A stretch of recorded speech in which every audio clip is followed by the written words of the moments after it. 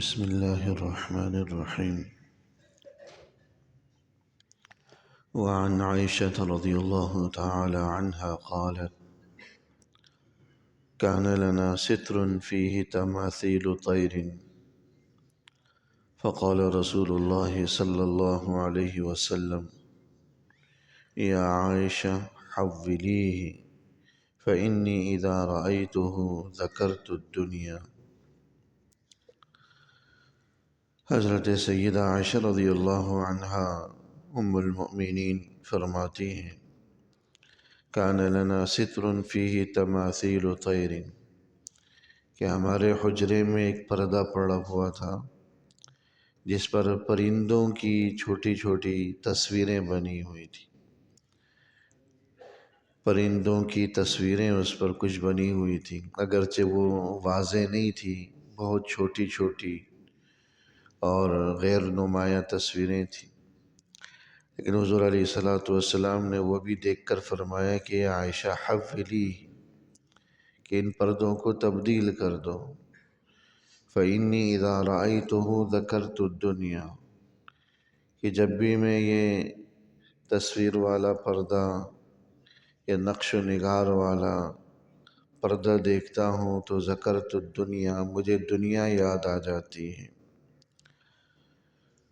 حضرت عائشہ رضی اللہ تعالی عنہ کا حجرہ ویسے ہی آج کل کے حجروں یا گھروں کی طرح تو تصور بھی نہیں تھا، وہ کچے گارے مٹی کے بنے ہوئے اور چند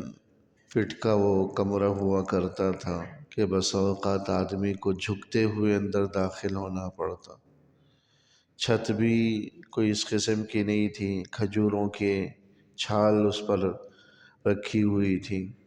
جس سے چھت کا کام لیا جاتا تھا، اور ایک ہی کمرہ جو ہے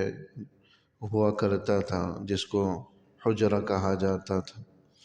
مسجد نبوی کے ساتھ متصل تمام ازواج مطہرات کے الگ الگ حجرے قائم تھے، انہی میں ایک حضرت عائشہ رضی اللہ تعالی عنہ کا یہ وہی مقام ہے جہاں حضور علیہ السلام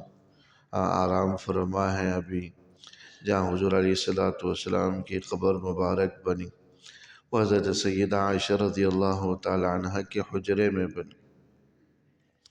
تو حضور علیہ السلام کی راحت رسانی کے لیے کبھی کبھار کوئی آرام دہ چیز، کوئی خوبصورتی کے لیے آج ہے اس قسم کا پردہ لٹکا دیا جاتا تھا، اور نہ پردوں کے لٹکانے کا تصور صرف دروازوں پر ہوا کرتا تھا، دروازے محض خالی پردوں کے ہوا کرتے تھے، اس قسم کے دروازوں کا بھی تصور نہیں تھا، بہت کم ہوا کرتے تھے، پردہ ہی موجود ہوتا تھا۔ تو غالباً اس قسم کا کوئی پردہ تھا جس میں تھوڑے سے ڈیزائن، نقش و نگار یا کچھ معمولی سی غیر نمایاں اور غیر واضح تصویریں موجود تھیں، تو حضور علیہ السلام نے اس کو بھی تبدیل کرنے کا فرمایا۔ تصاویر یا دنیا والی چیزوں کی طرف دیکھنے سے بس اوقات دنیا کی محبت یا دنیا کی رغبت دل میں پیدا ہو جاتی، اور ویسے بھی کسی بھی جاندار کی تصویر رکھنا یہ اللہ کی رحمت کے فرشتوں کو گھر میں داخل ہونے سے روک دیتی،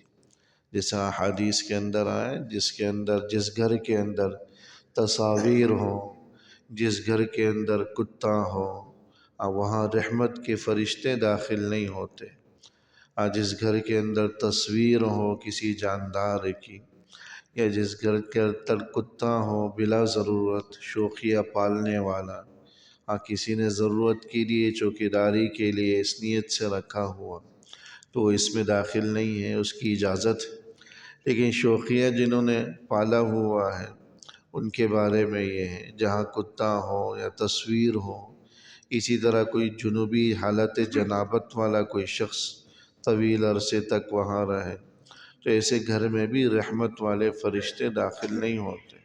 آج ہمارے گھروں کی جو صورتحال ہے وہ ہم اور آپ پر مخفی نہیں ہے، تصاویر جانوروں کی، انسانوں کی، پرانے اپنے بزرگوں کی، خاندان کے لوگوں کی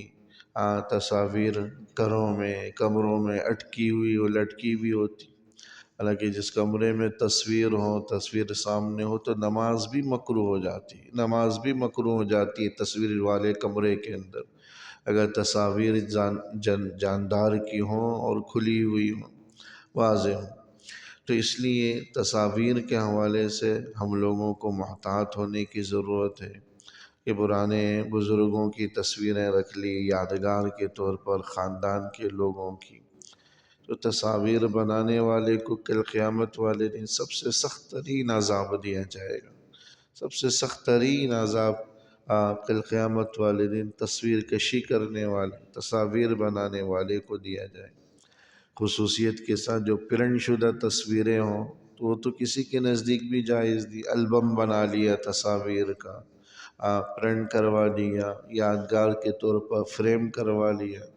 یہ تو بالکل بالاتفاق حرام ہے، جس کی کوئی اجازت نہیں دیتا۔ تو اس لیے گھروں کو ان چیزوں سے پاک کریں، جن بزرگوں اور خاندان کے بڑوں اور مرحومین کی تصویریں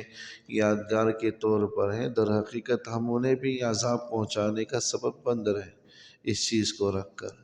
لہٰذا ان کی یادوں کو ذکر و اذکار میں اور ایصال ثواب میں زندہ رکھیں، تصاویر میں رکھ کر ان کا حق ادا نہیں ہو سکتا اپنے مرحومین کا۔ مرحومین کا حق ادا کرنا ہے تو پھر ان کے لیے انسان قرآن کریم کی تلاوت کرے، صدقہ و خیرات کر کے ایصال ثواب کرے،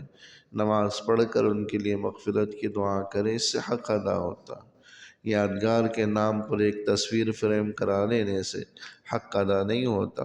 تو اس لیے ان چیزوں کو ختم کرنے کی ضرورت ہے۔ تو عائشہ رضی اللہ عنہ اس حدیث میں فرماتی ہیں کہ اس میں ایک معمولی سی پرندے کی تصویر تھی، اور غالباً وہ بھی نمایاں اور واضح نہیں ہوگی، بالکل جو ایک جیسا جو ہے سیمپل سا بنا ہوا ہوتا ہے اس قسم کی ہو، لیکن اس کو بھی حضور علیہ السلام نے فرمایا کہ تبدیل فرما لیں عائشہ،